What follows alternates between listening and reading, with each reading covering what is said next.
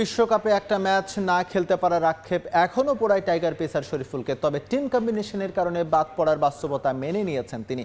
Candy ফ্যালকনসের হয়ে এলপিএলে অংশ নিতে শ্রীলঙ্কায় যাওয়ার আগে শরীফুল জানান, পারফর্ম করেই খেলতে চান সব ফ্র্যাঞ্চাইজ লিগ, যে অভিজ্ঞতা কাজে লাগাতে চান জাতীয় দলে।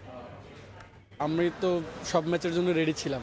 এখন টিম কম্বিনেশনে সবাই খুব ভালো করতেছিল, সো ওইখান থেকে হয়তো বা তার জন্য ম্যাচ পাওয়া হয়নি। আফসোস বলতে কপালে যেটা লেখা ছিল সেটার উপর দিয়ে তার কিছু করার নাই। খুব আশা ছিলাম যে একটা না হলেও ম্যাচ খেলবো, সো ওইখানে একটু কষ্ট লাগে আর কি। আর এলপিএলে যাচ্ছি, ইনশাল্লাহ চেষ্টা করবো যাতে নিজের বেস্টটা দিতে পারি। আর এখানে অনেক দিন থেকে হয়তো ম্যাচ খেলা হচ্ছে না, সো সেই ক্ষেত্রে যাতে এখানে ম্যাচ খেলে আবার আগের মতো কামব্যাক করতে পারি। বড় বড় টিমের প্লেয়ারের সাথে খেললে হয়তো বা নিজেদের প্রতি অনেক ইজি লাগে, কারণ তাদের সাথে অনেকগুলো ম্যাচ খেললে তাদের উইক পয়েন্টটা বেশি করে জানা যায়, সো সেই ক্ষেত্রে এটা ভালোই আর কি। এই মুহূর্তে হজরত শাহজালাল আন্তর্জাতিক বিমানবন্দরে আছেন রিপোর্টার সাব্বির মিথুন। সবশেষ খবর জানতে সরাসরি যুক্ত হচ্ছে তার সঙ্গে। যেমনটা জানেন, টি-20 বিশ্বকাপ শেষেই ফ্রাঞ্চাইজি ক্রিকেটের যে ব্যস্ততা, সেই ব্যস্ততায় কিন্তু টাইগার ক্রিকেটাররাও বেশ ভালোভাবেই নাম জড়িয়েছেন, যার অংশ হিসেবে আজ চতুর্থ বাংলাদেশি ক্রিকেটার হিসেবে এলপিএল খেলতে দেশ ছাড়লেন শরীফুল ইসলাম। এবং দেশ ছাড়ার আগে তিনি গণমাধ্যমের সঙ্গে কথা বলেছেন এবং যেমনটা জানিয়েছেন এই বাঁহাতি পেসার, যে বিশ্বকাপে কোনো ম্যাচ না খেলতে পারাটা তার জন্য খুব আক্ষেপ এবং হতাশার ছিল, এবং সে মনে করেছিলেন যেমনটা ফর্ম তার রয়েছে এবং বাংলাদেশ দলে শরীফুল ইসলাম বর্তমানে যতটা আস্থার নাম হয়ে দাঁড়িয়েছিলেন, তাতে অন্তত একটা ম্যাচ হলেও বাংলাদেশের হয়ে তিনি খেলতে পারবেন।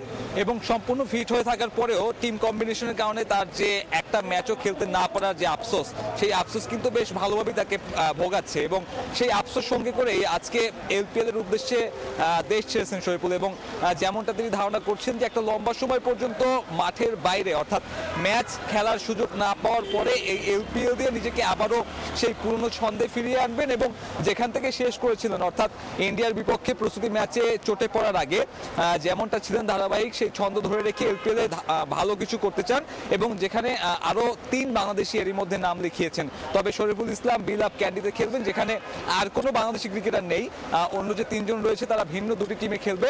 পাশাপাশি শরীফুল ইসলাম এটাও জানিয়েছেন যে ফ্রাঞ্চাইজি ক্রিকেটে বাংলাদেশি ক্রিকেটারদের যে একটা অনাপত্তিপত্র দেওয়া যে বিষয়, যেটা আসলে সাম্প্রতিক সময়ে আমরা খুব একটা দেখিনি, কিংবা যে এনওসি পাওয়া নিয়ে আসলে বেশ জল ঘোলা করে বিসিবি, সেখান থেকে বিসিবি সরে এসে এখন ক্রিকেটারদের বৈশ্বিক লিগগুলোতে পাঠানোর যে সিদ্ধান্ত নিয়েছে, সেই সিদ্ধান্তকে আসলে ইতিবাচকভাবে দেখছেন শরীফুল। এবং পাশাপাশি এটাও বলেছেন, আফগানিস্তানের ক্রিকেটারদের মতন বাংলাদেশের ক্রিকেটাররা যদি বৈশ্বিক পর্যায়ে অর্থাৎ বিশ্ব মঞ্চে আরো বেশি খেলার সুযোগ পায়, তাহলে সেখান থেকে আসলে সুফলটা ভোগ করবে দেশের ক্রিকেট, অর্থাৎ বাংলাদেশ ক্রিকেট দল।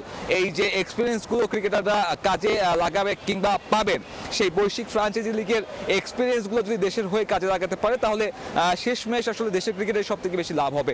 আমার কাছে হজরত শাহজালাল আন্তর্জাতিক বিমানবন্দর থেকে এখন পর্যন্ত এই ছিল সবশেষ। এলপিএল খেলতে শরীফুল যাচ্ছেন শ্রীলঙ্কায়, সে খবর জানাতে শাহজালাল আন্তর্জাতিক বিমানবন্দর থেকে আমাদের সঙ্গে সরাসরি যুক্ত হয়েছিলেন রিপোর্টার সাব্বির মিথুন।